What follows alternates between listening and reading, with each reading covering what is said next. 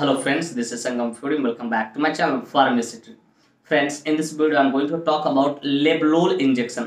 So friends, without wasting any more time, we should start the video.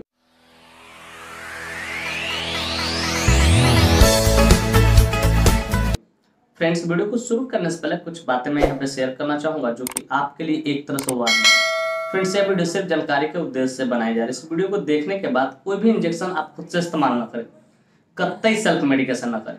Friends, actually don't support self medication at all. So before taking और using any injection you must consult your doctor. क्योंकि कोई भी injection लेने से पहले या इस्तेमाल करने से पहले आप अपने डॉक्टर से जरूर कंसल्ट करें। तो फ्रेंड्स, चलिए वीडियो की शुरुआत करते हैं। फ्रेंड्स, आज का हमारा टॉपिक है लेबलोल इंजेक्शन। फ्रेंड्स, लेबलोल इंजेक्शन एक बहुत ही शानदार, बहुत ही प्रचलित प्रेस्क्रिप्शन इंजेक्शन है जिसका इस्तेमाल इमरजेंसी कंडीशन में हाई बीपी को ठीक करने के लिए किया जाता है, लेकिन पूरी तरह से डॉक्टर के सुपरविजन में और हॉस्पिटल में ही इसका इस्तेमाल किया जाता है। फ्रेंड्स, जाहिर सी बात है, हमने एक टर्म का इस्तेमाल किया प्रिस्क्रिप्शन इंजेक्शन। तो मेरे व्यूअर्स पूछेंगे sir what is the exact meaning of prescription injection. तो डियर व्यूअर्स, प्रिस्क्रिप्शन इंजेक्शन कहने का अर्थ हो रहा है कि इस इंजेक्शन को खरीदने के लिए आपको कहीं ना कहीं डॉक्टर की पर्चे की जरूरत होगी। तो डियर व्यूअर्स, मैं उम्मीद करता हूं कि ये बात आपको अच्छे से समझ में आए कि लेबलोल इंजेक्शन बहुत ही शानदार, बहुत ही प्रचलित प्रिस्क्रिप्शन इंजेक्शन है और जिसका इस्तेमाल हाई बीपी को ठीक करने के लिए किया जाता है, लेकिन पूरी तरह से डॉक्टर के सुपरविजन में हॉस्पिटल्स में ही इसका इस्तेमाल किया जाता है, घर पे इसका इस्तेमाल नहीं किया जाता है। फ्रेंड्स, यह इंजेक्शन एंटी हाइपरटेंसिव या बीटा ब्लॉकर कैटेगरी से बिलोंग करता है। अब जाहिर सी बात, मैंने इस टर्म का इस्तेमाल किया तो मेरे व्यूअर्स पूछेंगे sir what is the exact meaning of anti hypertensive category या बीटा ब्लॉकर। तो dear viewers, anti hypertensive category कहने का अर्थ हो रहा है कोई भी वैसा इंजेक्शन जो हाई बीपी को मेंटेन करने का काम करे, ठीक करने का काम करे, वैसे मेडिसिन को हम लोग एंटी हाइपरटेंसिव कैटेगरी का मेडिसिन बोलते हैं या इंजेक्शन बोलते हैं। और बीटा ब्लॉकर कैटेगरी कहने का वही अर्थ हो रहा है कि जो हाई बीपी को क्या करे, कम करने का काम करे। मतलब बीटा ब्लॉकर जो होता है ना, हमारे नसों को डायलेट करता है, जिससे कारण क्या होता है कि हमारा हाई बीपी क्या होता है, मेंटेन हो जाता है। ठीक है, इसी कारण इसको एंटी हाइपरटेंसिव या बीटा ब्लॉकर कैटेगरी का इंजेक्शन कहते हैं। डियर व्यूअर्स, मैं उम्मीद करता हूं कि ये बातें आपको अच्छे से समझ में आ गई। फ्रेंड्स, चलिए बात करते हैं कौन सी कंपनी इसको मैन्युफैक्चर करती है, क्या इसके अंदर मॉलिक्यूल्स पाए जाते हैं, क्या इसके यूसेज होते हैं, क्या इसके कंट्राइंडिकेशन होते हैं, क्या इसके साइड इफेक्ट्स होते हैं, क्या इसके मोड इफेक्ट्स होते हैं, क्या इसके डोज होते हैं। इन सारी बातों को हम लोग समझेंगे इस वीडियो में ना बहुत डिटेल से। Friends, I will make you understand each and everything in a very simple way. Friends, मैं यहाँ पे हर एक चीजों को बहुत शानदार तरीके से, बहुत सस्ता भर तरीके से आपको समझाऊंगा। तो friends, first of all I would like to talk about which company manufactures it. कि चलिए सबसे पहले हम लोग ये बात करना चाहते हैं कौन सी कंपनी है जो इस इंजेक्शन को मैन्युफैक्चर करती है। तो फ्रेंड्स, इस इंजेक्शन को नियॉन फार्मास्यूटिकल इंडस्ट्री द्वारा मैन्युफैक्चर किया था, जो कि काफी प्रसिद्ध फार्मास्यूटिकल इंडस्ट्री है अपने आप में। Friends, this injection is basically manufactured by neon pharmaceutical industry. Friends, इसका एक एम्पुल 4 ml की आती है, जिसकी कीमत मार्केट में लगभग 380 रुपए से लेकर 400 रुपए के आसपास होती है और उतने में अवेलेबल हो जाती है। फ्रेंड्स, मैं एस्टिमेटेड प्राइस बता रहा हूँ, एग्जैक्ट प्राइस नहीं बता रहा हूँ, वो अपना खुद देख लेना, क्योंकि प्राइस जो होता है हमेशा टाइम टू टाइम क्या करते रहता है, वेरी करते रहता है, बदलते रहता है।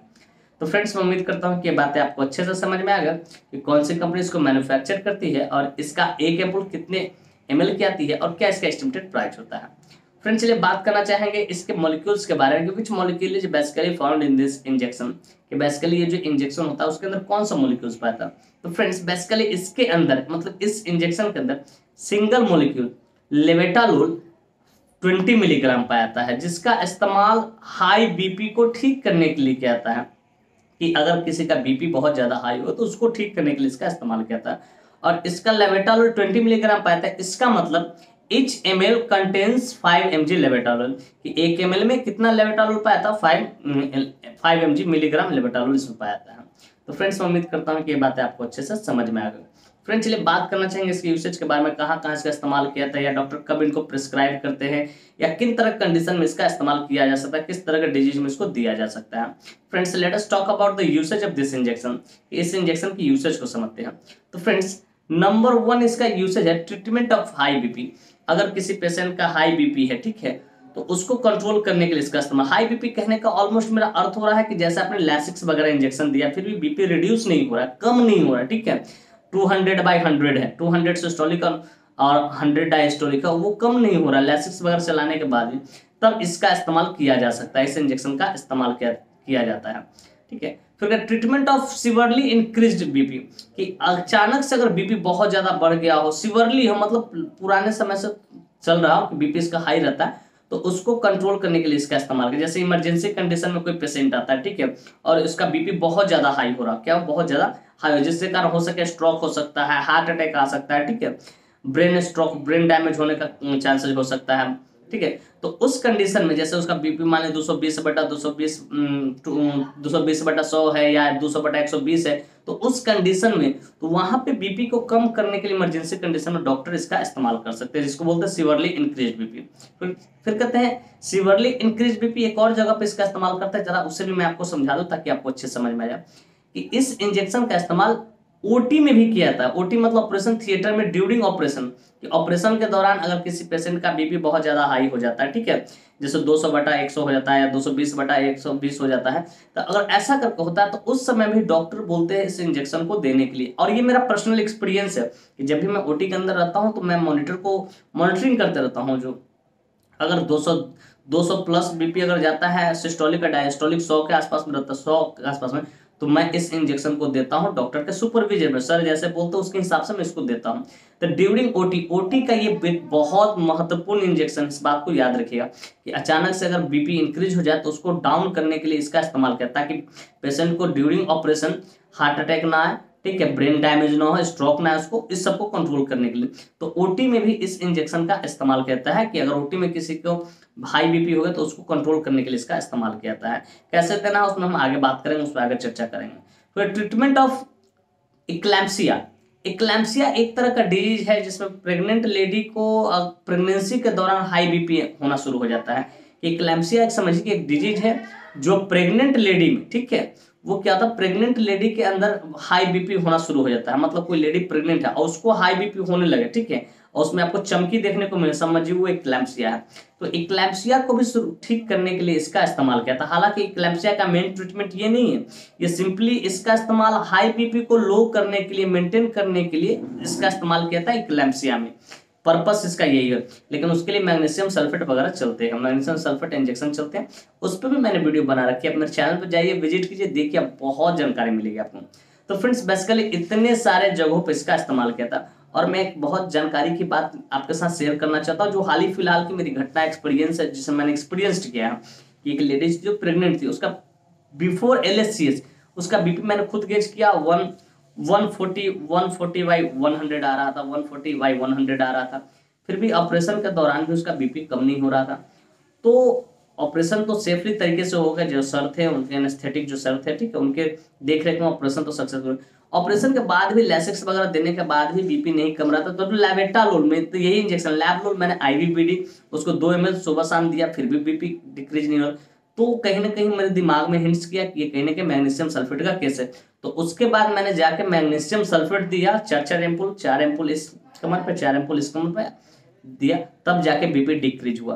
तो फ्रेंड्स कभी कभी ऐसा भी होता है कि बीपी डिक्रीज ना हो रहा है तो कोई जरूरी नहीं कि लेवेटालोल से डिक्रीज ही हो जाए, तब आपको मैग्नीशियम सल्फेट का केस बनता है, उस बात की। लेकिन अगर प्रेग्नेंट लेडी रहे तब।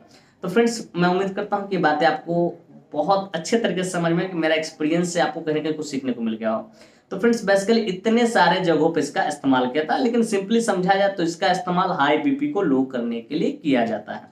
फ्रेंड्स मैं उम्मीद करता हूँ इसकी यूसेज आपको बढ़िया से अच्छे से शानदार तरीके से समझ में आएगा। फ्रेंड्स अब चलिए बात करना चाहेंगे इसके मोड ऑफ एक्शन के बारे में। फ्रेंड्स इसका मोड ऑफ एक्शन बड़ा सिंपल होता है और बहुत सिंपल तरीके से ये काम करता है, और मैं कोशिश करूंगा सिंपल तरीके से समझाऊं, क्योंकि अगर डीपली एनालिसिस करूंगा, डीपली एनालाइज करूंगा, तो ना मेरे बस की बात है कि मैं आपको समझा सकूंगा, और ना आपके बस की बात है इस चीज को अच्छे से समझ सकूं। तो सिंपली समझिए, दिस इंजेक्शन, ठीक है, this injection slows down the heart rate and dilated the blood vessels and relax the blood vessels. ये क्या करता है कि ये इंजेक्शन को जैसे ही दिया था कि ये हार्ट की जो पंपिंग कैपेसिटी है उसको बढ़ाता है, और जो टैकीकार्डिया होता है, हार्ट रेट हमारा बहुत ज्यादा होता है, उसकी क्या करता है, नॉर्मल करता है, हार्ट रेट को क्या करता है, नॉर्मल करता है, धीरे धीरे करता है, ठीक है।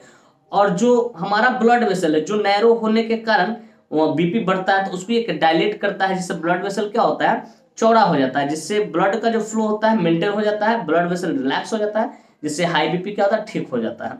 तो फ्रेंड्स इस तरीके से ये काम करता है। तो फ्रेंड्स मैं उम्मीद करता हूँ इसको मोड ऑफ एक्शन आपको बढ़िया से समझ में आ गया। फ्रेंड्स चलिए बात करना चाहेंगे कंट्राइंडिकेशन का। Friends, without knowing contraindication we should never ever administer any drug, any medicine, any injection to anyone. कि बिना कंट्राइंडिकेशन जाने तक कभी भी किसी को भी कोई भी इंजेक्शन हो आप एडमिनिस्टर नहीं करिए, इसका परिणाम तो घातक होता है। ये इंजेक्शन तो और नहीं कीजिए। तो फ्रेंड्स, नंबर 1 कंट्राइंडिकेशन है कि अल्कोहल, अगर किसी व्यक्ति ने अल्कोहल कंज्यूम कर रखा था उसको आपको नहीं देना है। फिर कहता है प्रेग्नेंट लेडी बिना डॉक्टर से कंसल्ट किए, गायनी डॉक्टर से आपको नहीं देना है, ठीक है। फिर कहते हैं लिवर डिजीज, कि अगर कोई पेशेंट लिवर डिजीज से सफर कर रहा है, ठीक है, तो उसको भी आपको नहीं देना है। फिर कहते हैं ब्रेस्ट फीडिंग मदर, हालांकि ब्रेस्ट फीडिंग मदर में ये सेफ होता है, फिर भी बिना गायनी से कंसल्ट किए आप इसको नहीं दें। तो फ्रेंड्स, ये कुछ ऐसे कंट्राइंडिकेशन होते हैं। इस तरह कोई भी कंट्राइंडिकेशन दिखे आप तुरंत अपने डॉक्टर को कंसल्ट करें और उन्हें बताया कि सर ये इस तरह के विक्टिम है, कंट्राइंडिकेशन इसके अंदर है, तो उसको आपको देने के लिए शर्मा ना करें। फ्रेंड्स, मैं उम्मीद करता हूँ कंट्राइंडिकेशन भी आपको अच्छे से समझ में आया। फ्रेंड्स, चलिए बात करना चाहेंगे साइड इफेक्ट्स के बारे में। फ्रेंड्स, जितने भी एलोपैथिक का इंजेक्शन होता है उसका कुछ ना कुछ साइड इफेक्ट्स देखने को मिलता है, ठीक उसी प्रकार से इस इंजेक्शन का भी साइड इफेक्ट है, जो कि इस प्रकार है। नंबर 1 है नोजिया, आपका जी मिचलाएगा। फिर कहते हैं वॉमिटिंग, हो सके आपको उल्टी हो जाएगा। फिर कहते हैं डिजीनेस, आपको सर चक्कर देगा। फिर कहते हैं इनडाइजेशन, आपको जो खाना जो खाएंगे वो आपको नहीं पचेगा।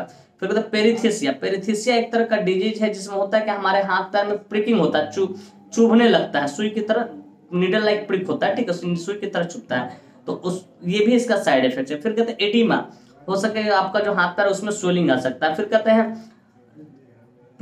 इजैकुलेशन डिसऑर्डर हो जाएगा। तो ये कुछ इसके साइड इफेक्ट है। इस तरह कोई भी साइड इफेक्ट देखे आप तुरंत अपने डॉक्टर कंसल्ट करें, उन्हें इन्फॉर्म करें कि सर मुझे इस तरह की परेशानी हो रही है, तो उसके जगह पर तो ये तो डॉक्टर के सुपरविजन में ही चलते हैं इंजेक्शन, तो वो खुद देख के बताएंगे क्या करना है इसके आगे। तो फ्रेंड्स, मैं उम्मीद करता हूँ इसका साइड इफेक्ट आपको बढ़िया से अच्छे से शानदार तरीके से समझ में आया। फ्रेंड्स, चलिए बात करना चाहेंगे डोज के बारे में।